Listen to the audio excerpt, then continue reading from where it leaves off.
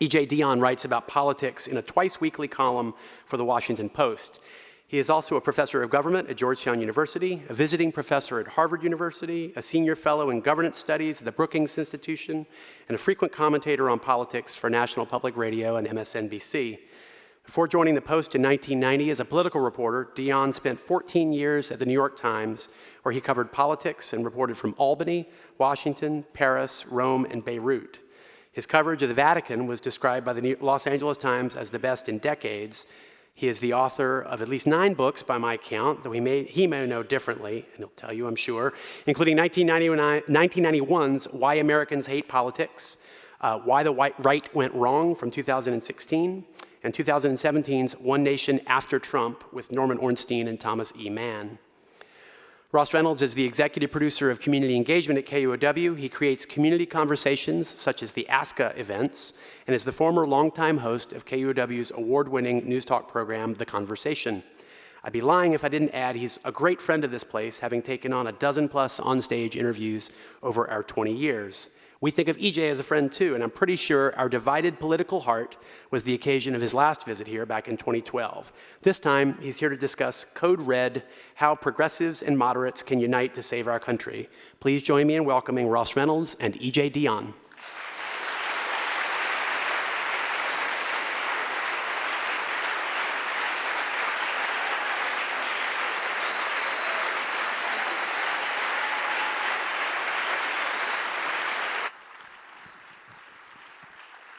Good evening. How many of you got a chance to hear EJ with Bill Radke today on the radio? Any of you? Oh, good. I've got you fresh then. Thank you so much for being here, and thank you so much for being here, EJ, and for writing this book. It asks, will liberals and moderates feud while America burns, or will these natural allies take advantage of a historic opportunity to defeat an increasingly radical form of conservatism? So let's break that down. How do you define liberals and moderates? You would start with a definitional question, wouldn't you? I mean, I think my book was all wrong after watching last night's debates. Liberals and moderates are getting along wonderfully. I just want to say what an honor it is to be back here, how great an institution it is, and how wonderful it is that the community supported this incredible renovation here. It's a treasure, and it's good that it's a great thing that you all know it. And it's great to be with someone who is so community-minded himself. And we should talk about your ASCA series while we're up here. Now you're doing Ask an Author. Let me just step back for a sec if I could, which is I wrote this book because I am alarmed by where the country is going. I'm alarmed at the prospect of what will happen to us if the president is reelected. And I was worried that progressives and moderates who agree on far more than they want to know could well get into a situation where they decide that the relatively small differences between them, and I know that differences are real and I don't minimize them, but the relatively small differences between them are so much smaller than the differences with the other side, with both President Trump and a radicalized Republican Party. And so I wanted to lay out, if you will, articles of conciliation. And I joke at the beginning of the book that my efforts might be as welcomed as a family counselor walking into a quarrel, but that's what I was trying to do. Definitional, Richard Nixon used to say when he hated a question, I'm glad you asked that question. In this case, I'm glad you asked that question because I struggled over the definitions and which terms to pick. Progressive is relatively easy because progressives use the term themselves. I didn't use liberal because progressive is more all-encompassing. It does include very much democratic socialists, for example, and social democrats. And the word liberal has become really complicated now because of the attacks on neoliberalism, which is in more of a European sense an extreme market ideology. So By progressives, I really meant people who are broadly on the left side of the spectrum.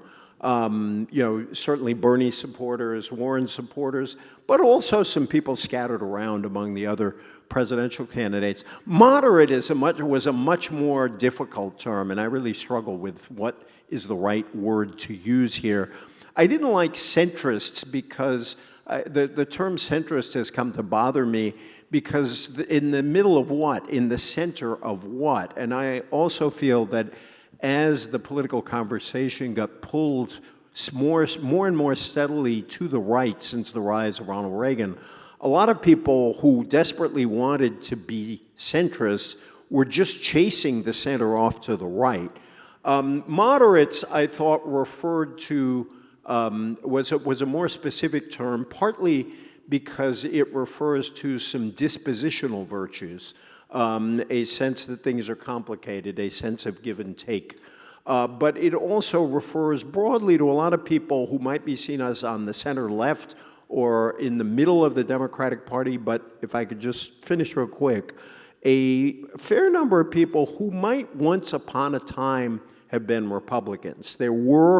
Not only were there moderate Republicans, there were even liberal Republicans who were proud to call themselves liberal.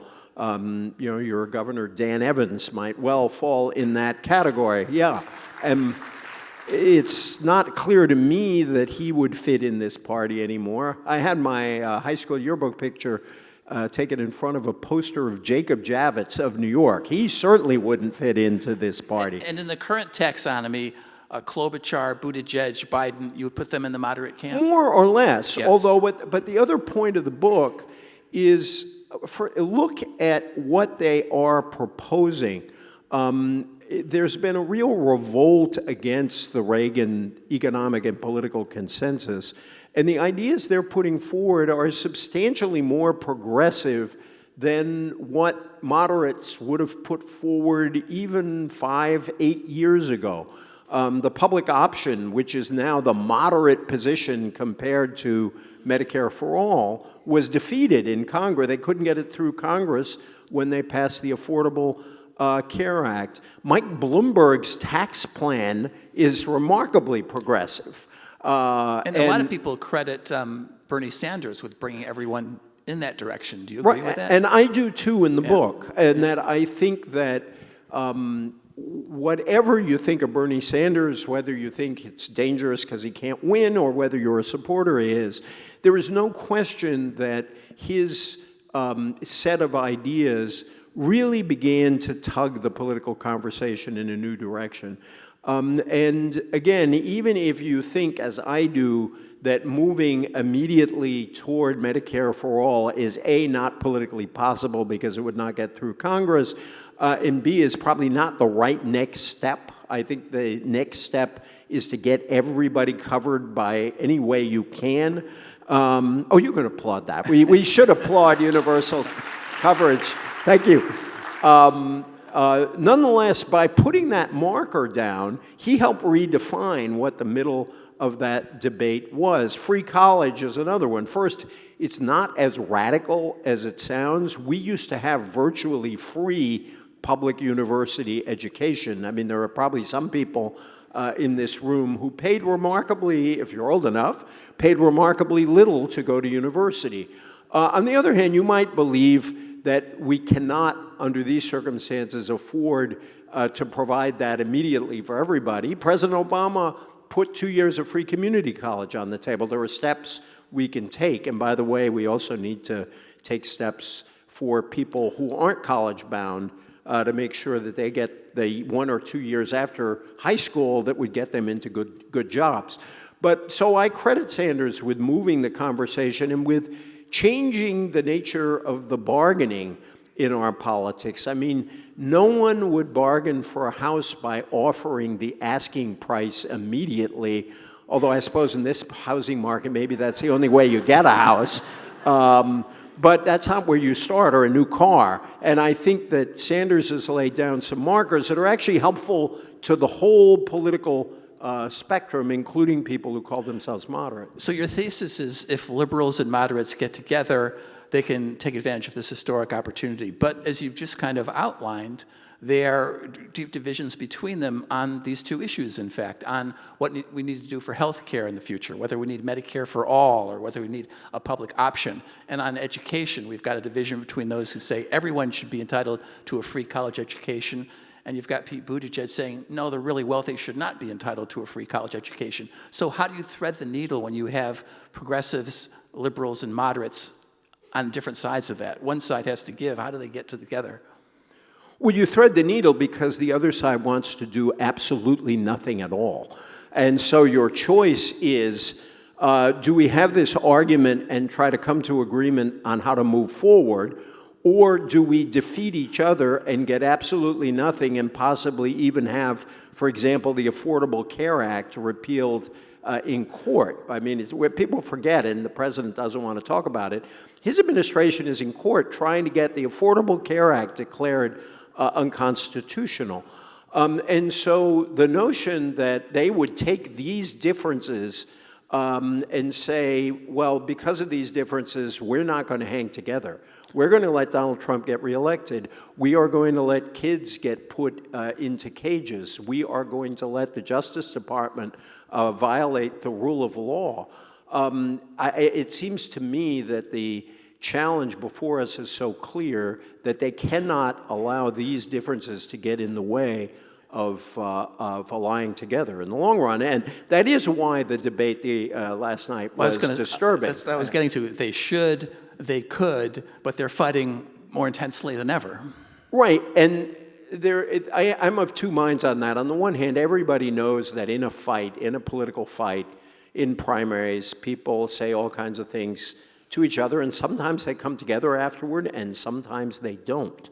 But it is not impossible for them to come together at the end of this, and that's why, while all this is going on, I'm happy. I'm happy that my book got published because I'm trying to make the argument. Wait a minute, this may be on your TV tonight, but 3 months from now, if we are still in this place, we are going to deeply regret it. If I could underscore one other point, one of the things I say in the book, sorry, I'm turned this way. I want to say hello to the people on this side. One of the things I talk about in the book is the power of negative thinking. And by that, I mean that a lot of times we end up defining what we are for by first defining what we are against. And Ronald Reagan taught us some lessons on that. Remember, Ronald Reagan built basically a whole political ideology on being anti-government, anti-tax, and anti-communist. And out of that came a series of commitments. In the case of Trump, I think he makes it clear what an awful lot of us across this very broad spectrum of opinion, what an awful lot of us are against. Whether it has to do with the mistreatment of immigrants or what's happening to the rule of law or an attitude toward democracy and autocracy or corruption married to corporate dominance. These are all things that this broad spectrum is opposed to. And then we have legit arguments over exactly how to move forward from there. But let's remember that stopping these things is an essential step to moving forward. And that's a powerful pressure on all members of the Democratic Party to come together at some point in the future. But what do you think is going to be the most difficult thing for them to come together on when you're looking at liberals and moderates? What's the most tough issue for them to resolve so they can come together and campaign together? I think it's odd to say this because it's really an abstraction, but I think the word socialism is creating a kind of division, and the word is, and let's say democratic socialism, because it's important to put that word democratic in front of it. Attitudes towards socialism are so deeply affected by what generation you are in. It is not at all surprising that Americans under 30, under 35 have a much more negative view of capitalism and a much more positive view of socialism than Americans who are older. First, because a lot of those Americans, young Americans, came into an economy that very nearly collapsed in 2008 because of real wrongdoing and irresponsibility on the part of capitalists. So there was that fact, plus the challenges they faced in entering the labor market, which were very different than the challenges of young people entering the labor market in 1998 or when I entered the labor market long time ago. And so their attitudes toward capitalism aren't as sort of robustly supportive. Secondly, the Cold War ended a long time ago. So when young people hear socialism, they don't think of the Soviet Union. They think of one of the stars of the debate last night, Denmark. And Denmark is not a scary place. Denmark is according to some studies, the Danes are the happiest people in the world. Older people have a very different view of it. They have a more positive view of capitalism in general, and they associate it with the Soviet Union. And so a poll taken by Gallup at the beginning of the year, if somebody were qualified in any way but were a socialist, would you vote for him? I think the number 63% of under 35 said yes, 42% of middle-aged people, only 35% of people over 65. And I think this symbolic issue, I think, could have a powerful effect on the election. And it's one of the things that I think might be worrisome about Sanders for some parts of the Democratic Party. Sanders' promise is that he will turn out lots more young people. And if he could pull that off, he could probably win the election. And by the way, I turned in my prognosticator's card about midnight on election night in 2016, my membership in the Prognosticators Union. So I'm not going to tell you who can win this election. But I think that's a real challenge. So that's the issue, because I think on single payer is a good example because of what Alexandria Ocasio-Cortez said recently. It almost made me think she read my book. Maybe that was wishful thinking on my part. But she was actually quoted as saying, look, we're for single payer. Where else would you start a negotiation? If we got a public option and covered everybody, would that be so bad? That's exactly right. So I think those issues can be dealt with, and you watched as Elizabeth Warren evolved her position on that, because she was struggling with many of the same issues a lot of other people are. You know, I just heard an older African-American congressman on All Things Considered this evening talking about socialism and Bernie Sanders as being very frightening to him and people of his generation. And the youth vote tends to not be as much of a turnout as the older vote. So is it really going to matter in the end if young people are not as scared by this, since they don't generally turn out in as great numbers as older people when it comes to this fear factor around the word democratic socialist? Right. Well, the whole Sanders claim is that he can turn them out in a way no one else can, and it's very clear that there is an energy for Sanders among young people, and he's carrying them by huge margins. He carried them in the first three contests by huge margins. On the other hand, their turnout wasn't up as dramatically as he would probably need in the election.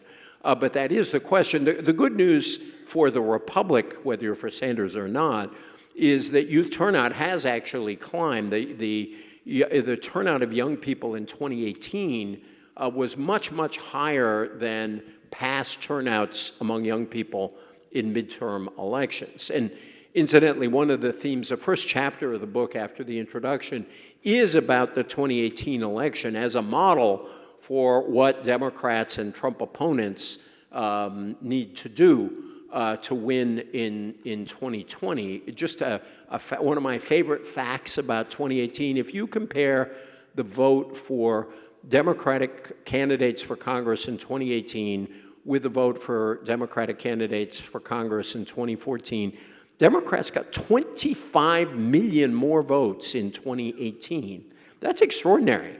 Now, Republicans got 10 million more votes, but that's a huge gap. I mean, the country understood the stakes of that election, but Democrats, there were both conversions and mobilization. And there's a formula there that we should think about seriously. When you look at the Democratic candidates and see them perform in the debates, are there some that you think would be better at kind of bringing liberals and moderates together, and others you think might have more of a struggle doing that? As we were talking before, I am one of those. There was a poll, I think, was it here in Washington, that showed Sanders is first and undecided is second. Yes, that just came out. President undecided is on his way or her way. I haven't. My state votes late, so I haven't had to decide yet. I think you can see elements. I think Sanders, if he wins the nomination, he's clearly now as close as the front runner. I'd like to see him do more outreach to the other side. And he's good at drawing lines, and I think that's one reason he's popular, because people see him drawing lines. Here I stand, I can do no other. But I think that there was a period where Warren was casting herself precisely because she stood somewhere between the Sanders wing and the Biden-Budaj, Klobuchar, now Bloomberg wing, where she could play that role. But I think she may have lost her opportunity. And then the moderates, Biden as who would be seen as a kind of transitional figure, I think could probably do it. He's a good coalition builder when it comes to the possibility of winning both white working class votes and African American votes. And I think that was always the appeal of Biden. People hoped he would be the candidate they saw on the stage in the debate with Paul Ryan. That hasn't always been the case here. And then Buttigieg and Klobuchar. Buttigieg has a very interesting, he talks a lot he talks some of the talk very much that I'm talking here, which is, basically we're all progressives and we have a different approach to how to move forward. And then I think Klobuchar showed some of that appeal, but only in New Hampshire. So I am not sure who is the best unifier at this point in the field. And I think that's part of the problem, is just being candid about the state of the Democratic field. One of the reasons Sanders is running ahead is none of the other candidates has had the dominating position yet where people can look at that person and say, yeah, that person can bring us together. And that's why, Mr. or Ms. Undecided is so strong, and that's why voters in both Iowa and New Hampshire, there were so many late deciding voters in those states. I went to the polls with a couple of friends in New Hampshire, and husband and wife, and the husband decided on the walk to the polls because he was so torn. He went with his wife, by the way. She may have had something to do with it. I mean, the Bernie Sanders brand is uncompromising democratic socialist. I mean, he wasn't even involved in the Democratic Party that much for many, many years. He's not a Democrat right now, actually. Oh, I didn't mention Bloomberg in my list. I worry about Bloomberg as a potentially divisive figure. On your air today, a caller said, I'm a Sanders supporter, I could vote for anybody except Bloomberg. And I think his standing as a billionaire buying into the race, some of the support for Republican candidates is a problem. I mean, I would, if faced with that choice, Trump, Bloomberg, it's easy for me, I would vote for Bloomberg. And two things I do respect very much about him is he has given more support than just about anyone to the movement for sane gun laws. And that was very important. And also, he's done a lot of work on climate. Nonetheless, I get it, because it bothers me that a billionaire would do this. I tell people the story. Everybody has habits when they write, and I have this odd habit that when I hit a point where I'm not quite sure where I'm going, I pull out my phone and I play the hearts game on my phone. I happen to love hearts. And if you are not smart enough to put it in airplane mode, you get a lot of ads on this app. And one day I discovered Mike Bloomberg is advertising in my hearts game. He is everywhere. I cannot escape Mike Bloomberg ads. And that's bothersome to the idea of a party that doesn't like Citizens United, that doesn't like the role of big money in politics. I think that'll be a block for some people. But do you see Bernie Sanders, should he get the nomination, as being the kind of a candidate, the kind of a personality that would reach out to moderates to bring them into the camp, which you see as the key to defeating Trump? Well, the first answer is, I hope so. And the second answer is, I think he is a good politician. I mean, when you think about his whole history, to get elected, he started out in third-party politics getting 2% of the vote, and then eventually got elected mayor of Burlington, eventually got elected to Congress and then to the Senate. So he is a good politician. Ironically, there are two things about him. One, Paul Krugman in the New York Times has made this point now several times. Bernie really is a social democrat. He's not a democratic socialist. I wrote that at a column 4 years ago. I said, come on, Bernie, you are a social democrat. And by using the democratic socialist label, he kind of radicalizes his persona. In the book, I quote the two speeches he gave defining democratic socialism, and they're almost all about FDR and the New Deal. Now, Republicans at the time called FDR a socialist, but this is not as radical as the word democratic socialist implies. So the answer is, I think he would reach out, and he has worked with Democrats in Congress. Chuck Schumer, the Democratic leader, put him in the leadership of the Senate. He's worked well with a bunch of people, so he's certainly capable of that. But it's obviously not his persona, and there would be some scratchiness in the transition, I suspect. You mentioned Biden as someone who might be able to bring liberals and moderates together. If he doesn't do well in South Carolina, can we pretty much write him off? Yeah, he's got to win South Carolina. I think again, I said I won't make predictions, but how do you chase a bookie from the track,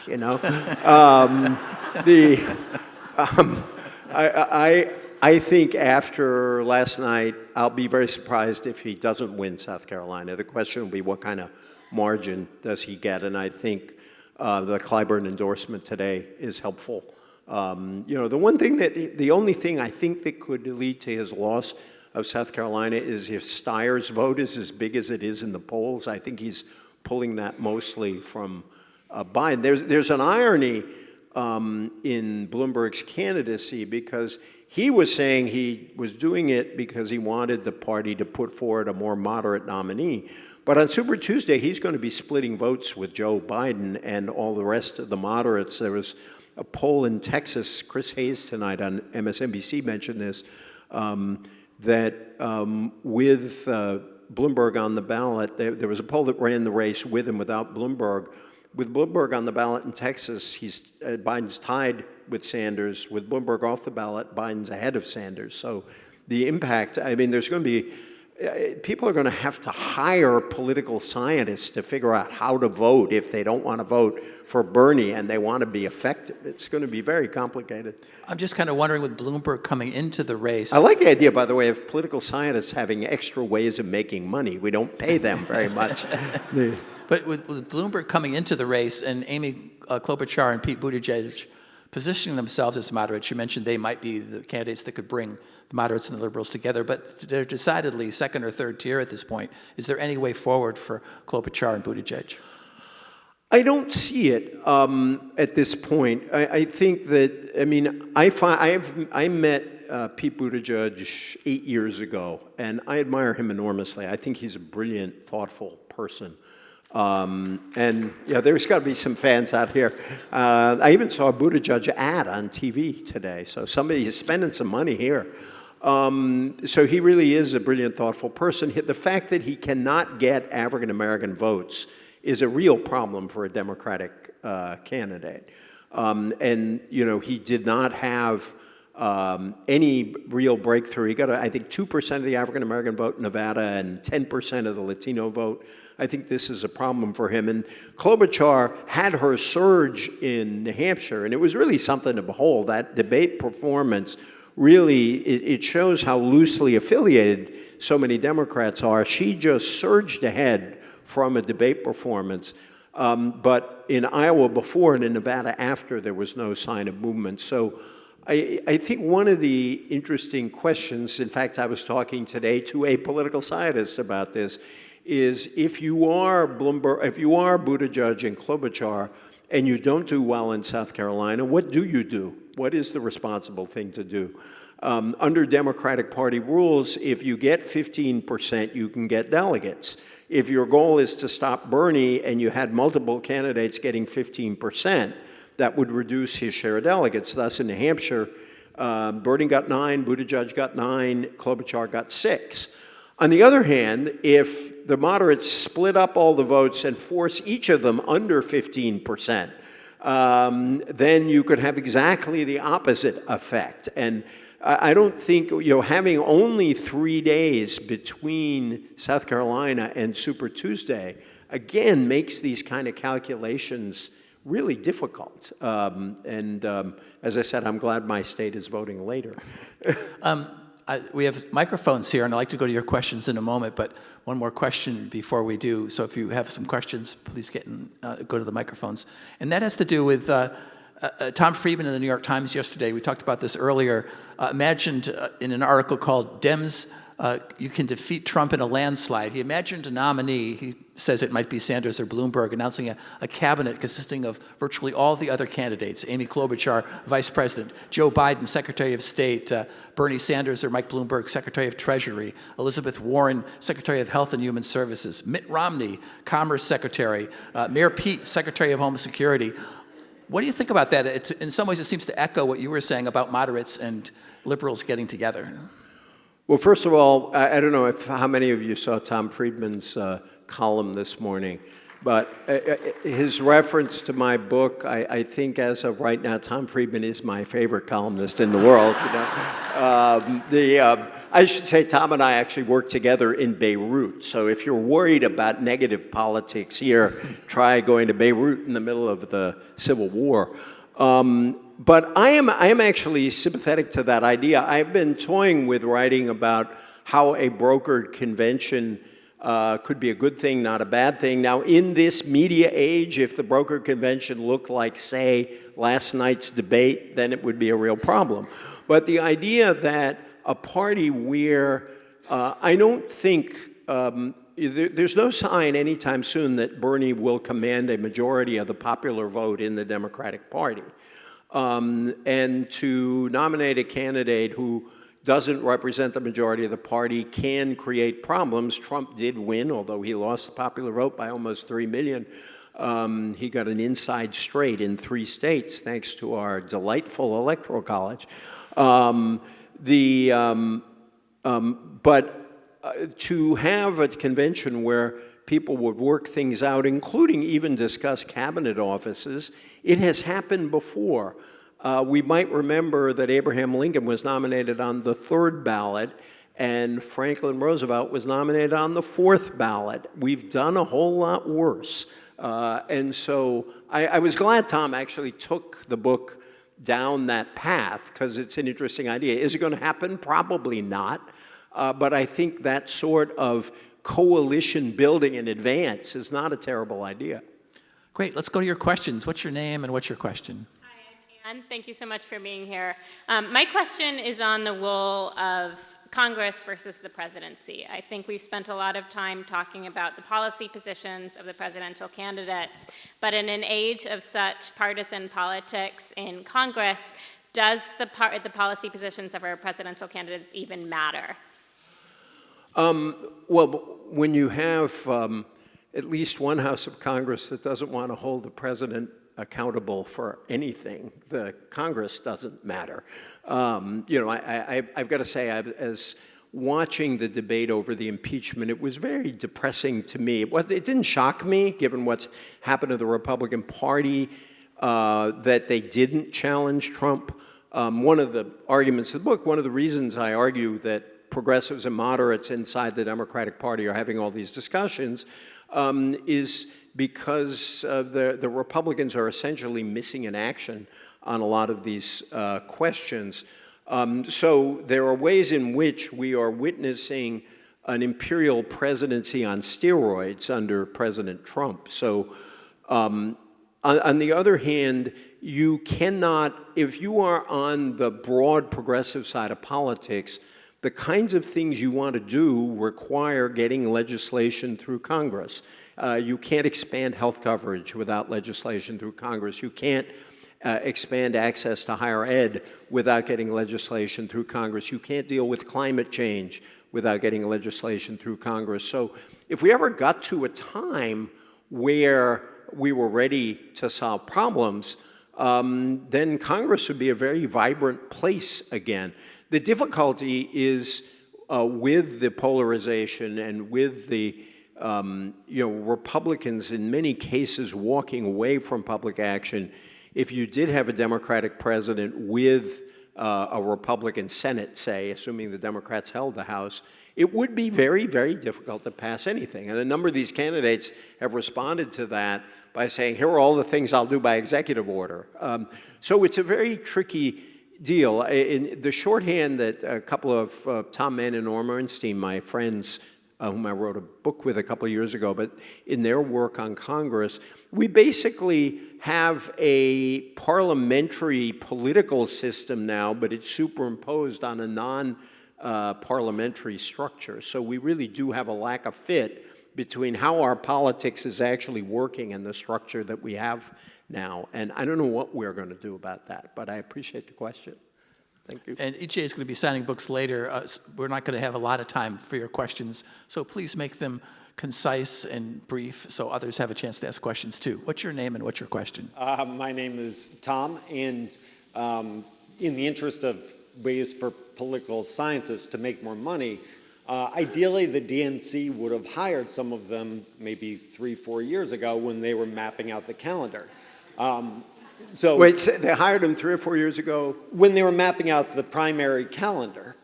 I think they hired sorcerers or something. Apparently. So, but I mean, you touched on this a little, but I think one of the challenges for what you are talking about needs to happen is really challenged by the calendar that, leaving aside starting with 2 almost all white states, but then that all of a sudden we're going to go from this period where you have 7 people on stage to in the next 13 days deciding almost all the, or half the delegates, to the point where it makes it much tougher to winnow down the field in a substantive way and actually get to somebody, whether it's Bernie or somebody else, getting a majority of the delegates that I think would actually help bring the two sides together.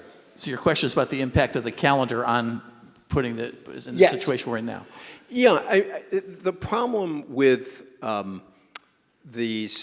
reforming the primary system is every reform seems to be based on the experience of 4 years before. And that this calendar turns out, it might work out great for Bernie Sanders, but the calendar doesn't match what the system has produced this time. Normally, you expect candidates to drop out after losing Iowa or after losing New Hampshire or certainly after losing Iowa, New Hampshire, and Nevada.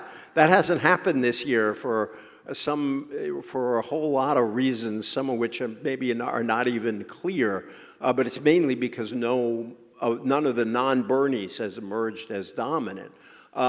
You've never had a situation where a candidate, not only you've had candidates skip the early primaries, you've never had one with the resources to put the kind of money that Bloomberg has put into all of the states that came after the first 4. So this calendar was not built for what has actually happened this year. There have been a lot of people who talk about a national primary. We're getting a look at what that looks like, and I'm not sure we're going to like it in the end. Again, so much of how you look at this is we all look at the outcomes we want. And so right now, the person who is best positioned to take advantage of this calendar is Bernie. Could I just say one quick thing, just so you know about the book? A lot of the book is not about the sort of the politics we're talking about. I love talking politics. I could do it for 2-3 nights running in this great place. But there's one kind of unity I do want to talk about that I mentioned in the book very briefly is we really need a better conversation in the country, I argue, around race and class. Thank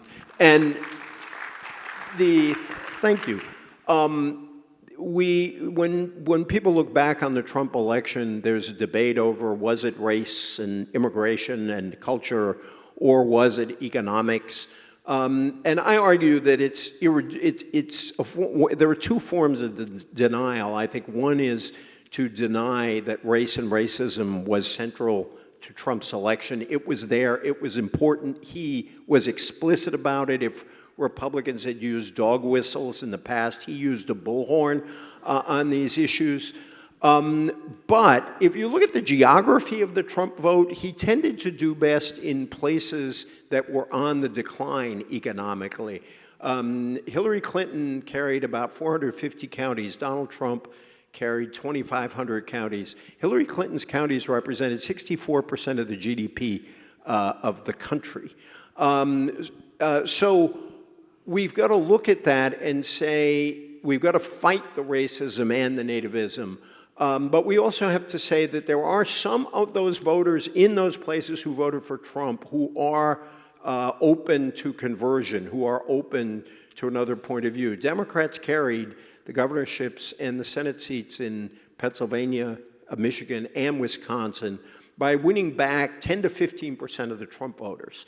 I think it's important to bear that in mind. Second, I talk about how arguments about identity politics are often misplaced. First, the very term identity politics, as Stacey Abrams said, we didn't invent identity politics. It was imposed on us. I was judged by the color of my skin. I preferred not to be, but once I was, I needed to fight against that. But some of the opponents of identity politics say, well, we shouldn't talk about identity, we should talk about class. I think you need to talk about both. And I think as a country, we need to deal with both forms of inequality. There's a great writer called Nancy Fraser who talks about a politics of redistribution, or you could just say distribution, and a politics of recognition. You do have to talk to the worker in Michigan or West Virginia or Pennsylvania. Many of those workers, by the way, are African American and Latino, about what's happened to them because of deindustrialization. But you also have to take seriously what an African American parent thinks when young African American men who are unarmed are shot by the police. You've got to take both sides of that seriously if you care about social justice.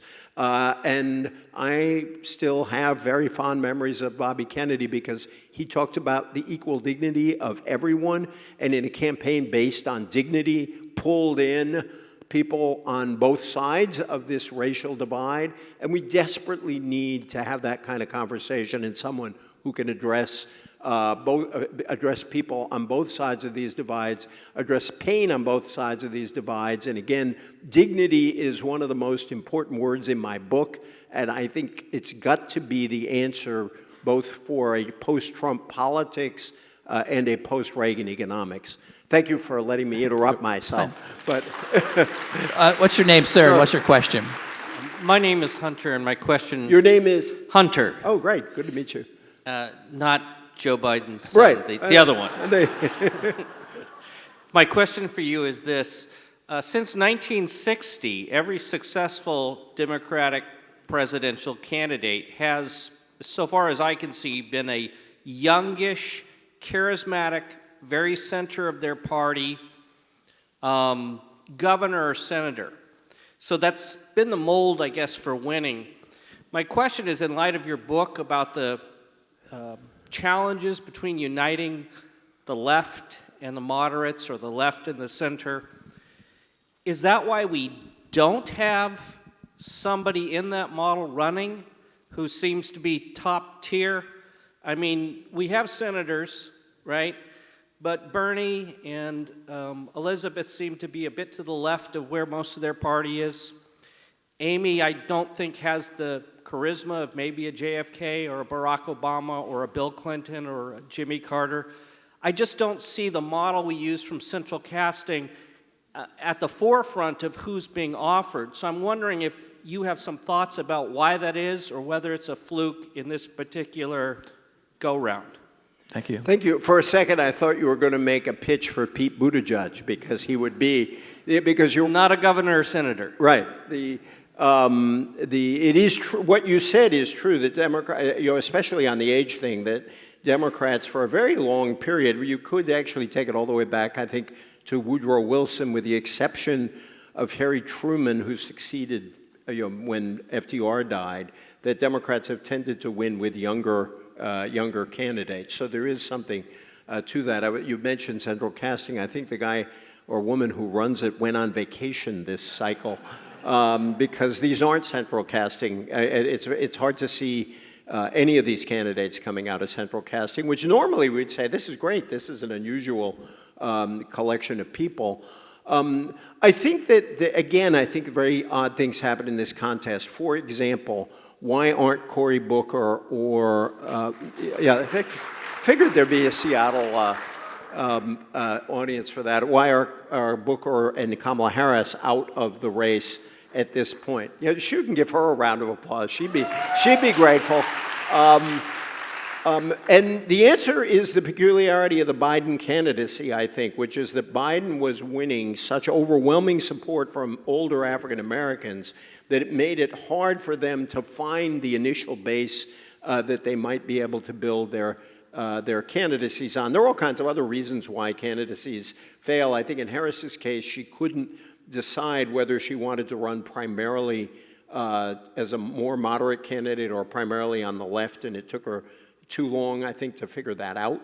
But the other part of it is Democrats had a lot of their bench removed by the elections of 2010 and 2014, and you've only replenished some of those, backup figures, some of those rising figures in the big states in the 2018 election. So I think that had something to do with it. And then there were just people hanging around who thought they didn't make it before and they could make it now, and that would be Bernie, who lost. It's quite common to have candidates lose and then win the nomination, and sometimes they win the presidency. Ronald Reagan briefly ran in '68, he ran again in '76, and he got elected in '80. Joe Biden lost a couple of primaries. I always joke that I'm so old that I covered Joe Biden when he was the new generation candidate. But that was the race that I am thinking of. Anyway, so I don't think there's those are some suggestions. I don't know if there's any deeper thing going on here. Or, I don't know. I'm interested in Chris Murphy of Connecticut. I find an interesting figure. Sherrod Brown was sort of your central casting figure in some ways, who decided not to run, for whatever reason. I'm still not 100% sure why, but he would have been one of those figures. I'm watching some of the governors. Gretchen Whitmer of Michigan is an interesting figure to watch. Republican told me recently he thinks she's the one whoever wins should pick for vice president, so she's somebody I think to watch. There are a bunch of people coming up now, but thank you very much. Great discussion. Too many white guys, so I'm going to go back over here. Could you? Ruth Bader Ginsburg's great method is when she's picking audience members, she waits 30 seconds to a minute, because she says guys always put their hands up, and in order to call on women, she has to wait, because they're not, they don't always think like guys do, that they have all the answers or all the questions. Let's see what she thinks. What's your name and what's your question? My name's Stacy, and I had this a little bit close to Hunter's question, but do you think being a one-term president would be hurtful in the election now? Because given the age of the candidates, they're not going to last 8 years. No, I think that there's been a whole discussion of would Joe Biden have done better or do better by announcing straight up, I'm going to be a one-term president, because his argument is that we can't afford to have Donald Trump reelected, and we have to return to normal in order to move forward.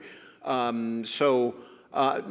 don't think a one-term president is automatically a bad thing. I'm sorry? Yeah, well, that's but I'm thinking even having a one-term president you might like better wouldn't be a bad thing. And in these circumstances, it's my view on this is pretty clear. But thanks for the question, sir. Thank you. My name is David. My question is about women. I've been surprised this cycle how many women I've talked to who think a woman cannot beat Donald Trump. And I'm wondering what's that all about, and if somehow we have to start talking about politics differently in this country before we'll have a woman president. You know, sometimes I think that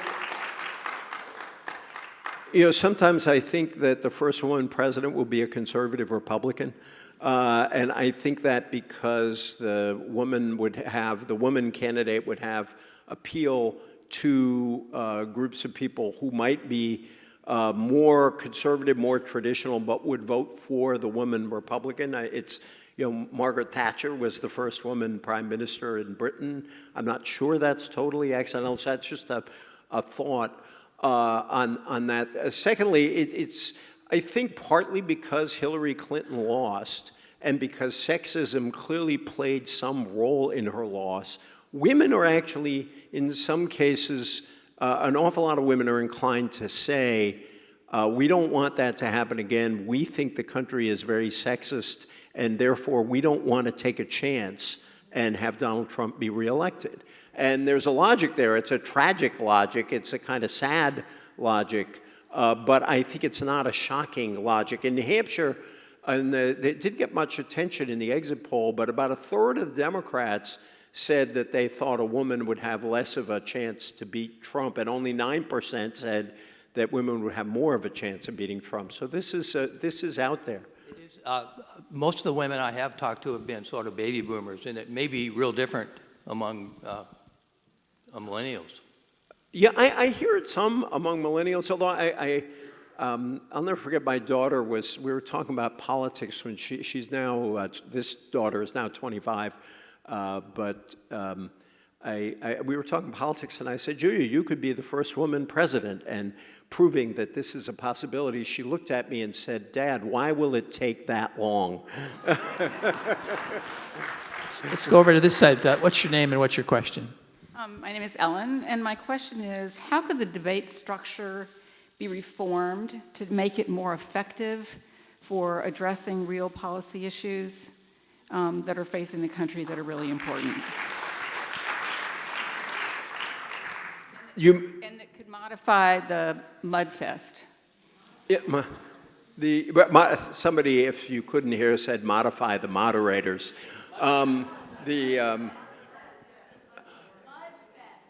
No, but somebody in the front was responding saying the way to moderate the mudfest is to modify the moderators, and it's all nice alliterative M words. I can't resist this because I've been a print reporter for so long, but there was a lot of discussion on Twitter saying, put print reporters on the panels. Partly, it's really hard to have a good debate with that many candidates on the podium.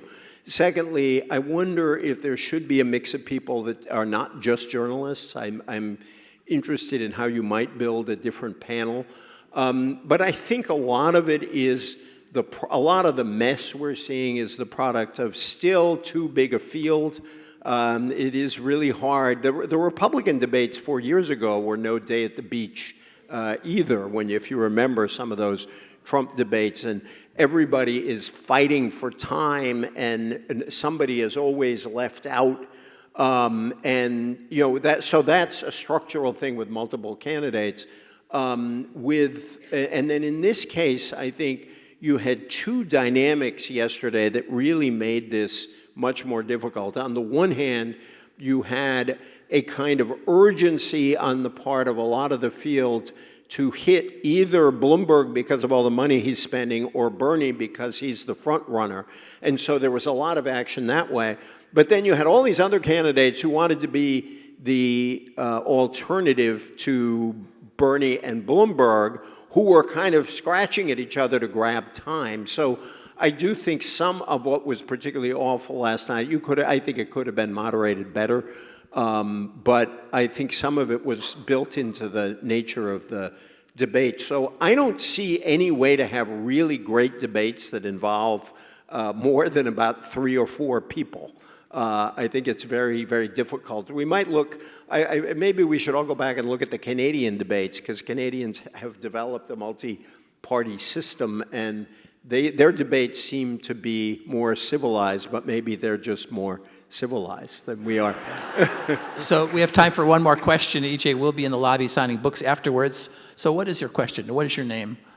Thank you. My name is Philippa, and I came to the United States in 1972 and in time for the Watergate hearings. And I've been an avid follower of politics ever since. I'm now a citizen.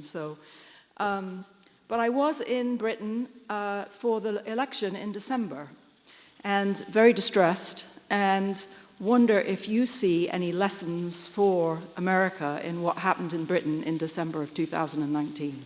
Could I ask you, you remember the Woody Allen movie where he put English subtitles translating what the person was saying? So I wanted to ask you, are you saying is Bernie Corbyn? Is that your underlying question? Are you being polite, as people are out here? It's a nice place, you know? I suppose you're right there. I wasn't a fan of Jeremy Corbyn, and my whole family, who consider themselves to be pretty far on the left, were not either, and predicted that he would not do well, and he did even worse than they expected. So I worry about that here, and I wonder what you think about that. Yeah, by the way, Philippa is a wonderful British name. I know one other Philippa, and she is a brilliant BBC correspondent. So I think I know who you mean. It's very good to meet you. Thank you. First of all, I actually think Corbyn is to the left of Bernie in a whole series of ways. So I don't think it's an exact metaphor, but I have thought of that too. When I was a student in Britain, I was a card-carrying member of the Labour Party. I don't know if that makes me unelectable here, but it's too late for me to run for anything anyway. So I have deep affection for the Labour Party and its tradition. And I grew up in a working class town, and in the US, and I could identify with that great labor working class tradition. And Corbyn was a catastrophe for the party, and and he didn't deliver what he promised, in a sense, electorally, because you would think that a Corbyn candidacy with such a heavy emphasis on class politics could carry working class areas. And in fact, that's where so many of the seats were lost.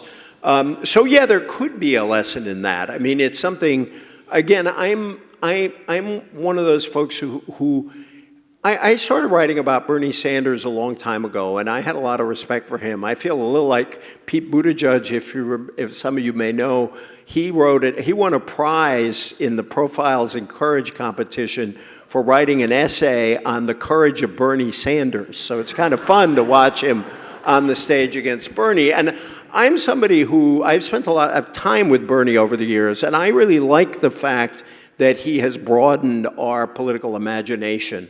And I like the fact that he's introduced these ideas. But I do worry about his electability. And I do take a look at what happened in Britain and say we ought to think about that. But again, I think you agree with me, if you could shout it. I don't see Bernie as being quite as left, or not quite as left. I just don't see Bernie as being as left as Corbyn is.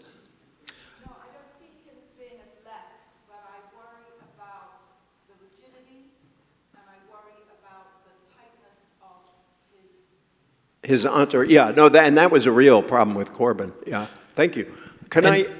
Yes, you have something in final words? I just wanted to say one last thing before we close, or are you going to ask me a final question? No, I'd rather hear from you. Well, please, now I feel bad. You should ask me a final question. Go ahead. The only thing I wanted to close with is, and I've been saying this a lot, there are two things just about the book itself. I talk about patriotism and nationalism. I talk about identity politics. I talk about an economics of dignity. And I talk about, by the way, a new foreign policy, which we can talk about in the Q&A. But one of my favorite things in the book is not something I invented. It's something that a political commentator many of you know, Mark Shields, spoke about. And one of my very favorite Mark Shields lines is an observation he made that in politics, as in religion, there are some people who hunt for heretics and some people who search for converts. And I think at this moment in history, particularly on the broad side of politics that I am part of, and I suspect most people who are nice enough to come out tonight are part of, I think if there's ever a time when we have to put aside heretic hunting and emphasize convert seeking, it's in this election. And thank you. And so I am deeply grateful you were here tonight. I'd love you to buy the book and sign it for you, but above all, I hope you can leave this room. It almost looks like a church. I hope you can leave this room as convert seekers. And bless you all for coming out tonight. Thank you so very much. Thank you. Thank you, JPI.